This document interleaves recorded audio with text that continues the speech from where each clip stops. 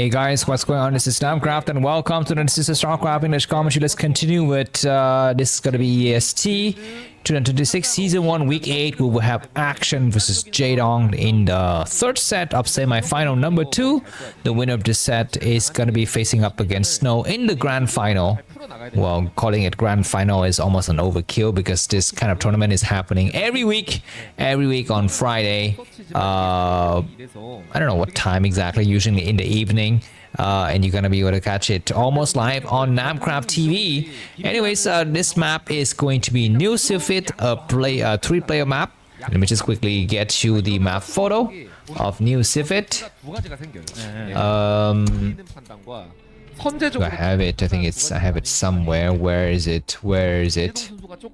I have Sylphid. There it is. So you can see here map photo new Sylphid with Action in the red color at the 7 o'clock position, and Jaedong in the blue color at the 12 o'clock position. And right off the bat, with these spawning positions, Action is the one who is advantaged, because if you look at the mini map, this is Action's main base, this is Action's expansion, and this is Jaedong's main base.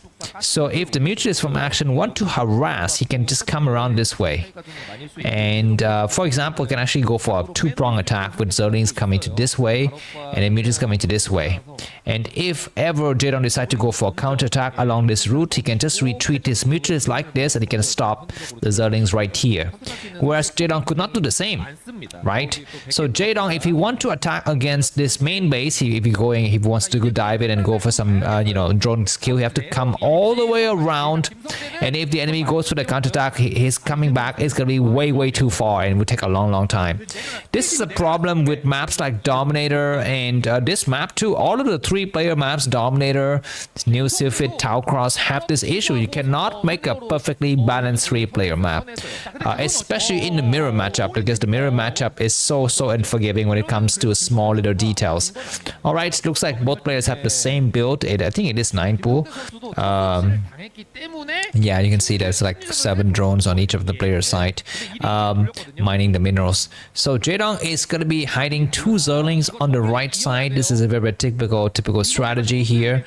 I think lair timing could be about the same. We shall see.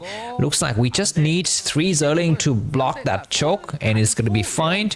And yeah, Jaedong, I think there's a lot of people who like Jaedong. There's a ton of Jaedong fans, but Jaedong has not been performing well in the longest time possible, and it is about time that Jaedong showed to us who the dong really is, right?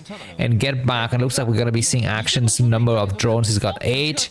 Jaedong's got 8 drones as well, and there's a Spire. Where's the Spire? Looks like the Spire for Action is about 3 or 4 seconds later. Both players are going to be grouping their Zerlings outside and waiting for the right possible moment. The Overlord for Jaedong is exiting the enemy's main base, whereas the Overlord for Action is not in any critical location to have any information at all. So now it is kind of Action who's kind of playing blindly here, and knowing that Jaedong takes a quick expansion, his mutas will be slightly faster, and if he's able to kind of survive, because both players have about the same gas, so if he can survive the initial Scourge and mutualist onslaught, then he will have a much better position into the mid game. And when I say mid game, I mean like the 6-minute mark of the game. Looks like some of the Zerling from Action has left this area without the Overlord spotting. Zerling with speed from Action, but I believe Jaedong also... No, Jaedong's Zerlings don't have speed. Jaedong's Zerlings don't have speed, and this is the reason why Jaedong's Spire is slightly faster. Looks like this hatchery is ill-timed, and we have about 12 or 14 Zerlings from Action. As for Jaedong, he's got about 10.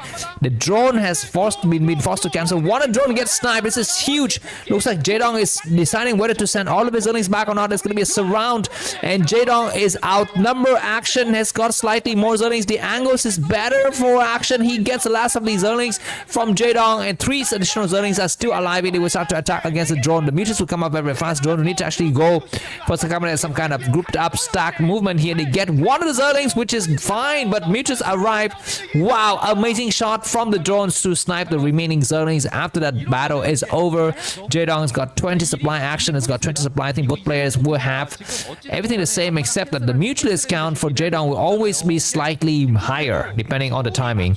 But losing that expansion will cost something, right? Because Jaedong invested into that drone and he could not use that drone to mine, so I guess his mineral count will be slightly lower. I'm not so sure. And now it is going to be Action who decide to take his own expansion. Jaedong's got 4 mutualists. Action's, I think, he's got about 2 right now. Like I mentioned to you, Action is the one that if the game drags on, we have a positional advantage. So we shall see these mutualists from Action are hiding in the corner. What is the plan? Why is he hiding in the corner? I guess he's just fearing that there could be some kind of Scourge attack, or maybe he's looking for the enemy's Overlord.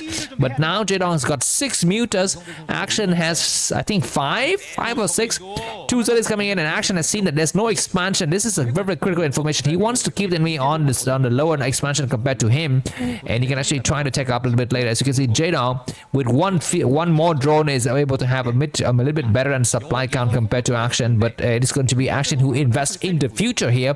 Action is the guy who is buying stock options, bonds, and calls and puts and whatnot. Derivatives is what he's playing, whereas Jaedong is playing with traditional stocks, and we have that creep colony getting cancelled. 8 mutas from Jaedong now. It's the 6 minute and 36 minute game. Action is behind by about 1 mutas, but he's gonna have a one base advantage here if he actually can. But the hatch is gonna complete. The hatch is completed. Like I told you, Jaedong is the one who has to be on the defensive mode because he cannot go out this way. He comes out this way. Some Zergs will come in and he'll actually stab in the backside. Whereas for Action, he can easily come out and come back. He can easily come out and come back, and he will be able to defend his expansion very, very nicely here. Now the expansion comes up from Action. Drones are going to get transferred, and very, very soon it is going to be Action who's got more gas. Jaedong need to initiate attack right now. Finally, Jaedong will take an expansion. He did not send any Zerling out to check. He did not send any forces out to scout. He's playing blindly. His mutualist count is very, very high, but he needs to initiate now. He needs to initiate now before Action just get a crap tons of mutas, and finally we see the attack. Jaedong has seen the creep colony. He goes for it. He's got 11 mutas. He's going to engage. We have a pair of Scourge. He's going to try to get the drones. He loses a few of the hits, but I think Jaedong is the one who's victorious. Look at the Scourges landing on 2 different groups of mutualists, but it is Action who prevail here. Jaedong down to 3 mutas. They're all very, very damaged, and they lose. Looks like there's going to be a Scourge from the back. 2 mutas remaining from Jaedong, and it's going to be Action who qualify for the final. Thanks for watching. Enjoy the rest of the video. Bye. Bye. Bye.